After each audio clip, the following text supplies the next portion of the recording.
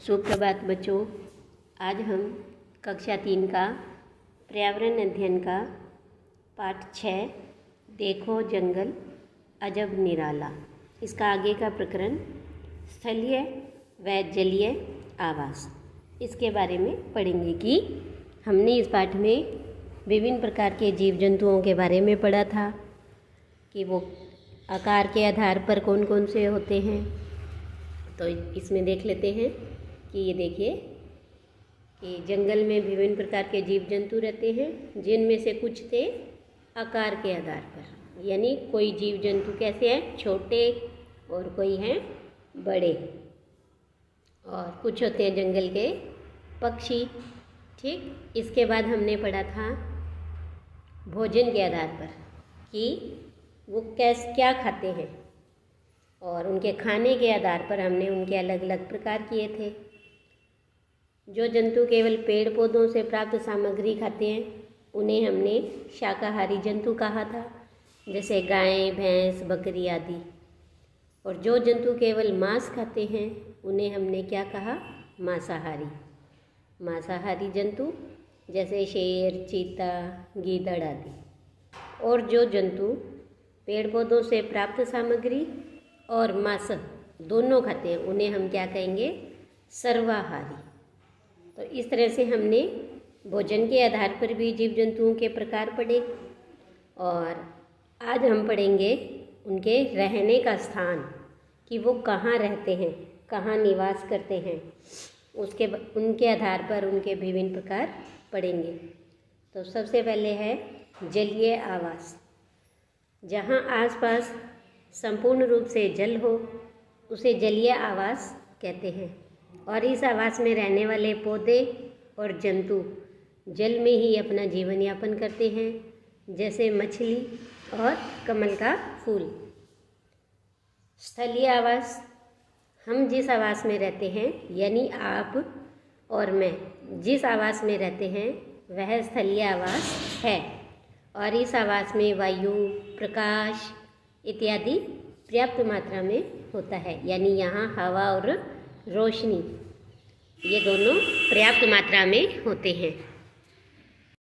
ये आवास वातावरण के आधार पर अनेक प्रकार के हो सकते हैं, यानी स्थलीय आवास के आगे भी कई प्रकार बताए हैं। जैसे कि जहाँ बर्फ़ हो और सर्दी अधिक हो उसे क्या कहते हैं हम, शीत आवास।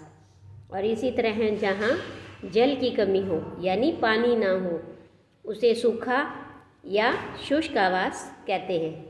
और इसी प्रकार जहाँ वातावरण में पर्याप्त जल भी हो और अनुकूलन ताप भी हो, यानी पानी भी पूरा हो और ना ज़्यादा सर्दी ना ज़्यादा गर्मी हो, उसे सम आवास कह सकते हैं।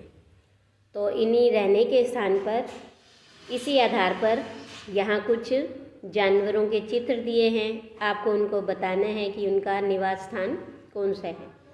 तो जैसे यहाँ दिया है शेर, तो इसका आवास स्थल कौन सा है, ये स्थलीय है। मछली कहाँ रहती है, जल में, तो इसका आवास क्या है, जलीय। तो ये किस प्रकार का जानवर हुआ, जलीय आवास का। ये है देखो यहाँ कबूतर का चित्र, और कबूतर कहाँ रहता है, आकाश में, नभ में, है ना, आसमान में। तो इसका निवास स्थान कौन सा, क्या हुआ, नभ। और इसीलिए ये किस प्रकार का जानवर है, नभीय आवास का। ऐसे ही ये चूहा, तो ये स्थलीय आवास के जंतु हैं। यहाँ दिए मक्खी, ये भी नभीय, क्योंकि ये उड़ती है ना आसमान में, तो इस तरह से ये नभीय आवास का जीव जंतु हैं। और यहाँ दिया है हाथी, तो ये स्थलीय आवास का जानवर है। तो इस तरह से उनके रहने के स्थान के आधार पर भी हमने जीव जंतुओं के कई प्रकार पढ़े। तो अब आगे 3 प्रश्न हैं, आपको इस आधार पर कुछ जानवरों के नाम बताने हैं। तो ज़मीन पर पाए जाने वाले जानवर, जैसे शेर, चीता, भालू, गाय, कुत्ता, बकरी, हाथी, भेड़िया, भैंस आदि ऐसे बहुत से जानवर हैं जो ज़मीन पर पाए जाते हैं। इसके बाद वाला प्रश्न है कि पानी में पाए जाने वाले जानवरों के नाम। मछली, मगरमच्छ, स्टारफिश, व्हेल, शार्क, मेंढक, कछुआ, दरियाई घोड़ा आदि ऐसे बहुत से जानवर हैं जो पानी में पाए जाते हैं।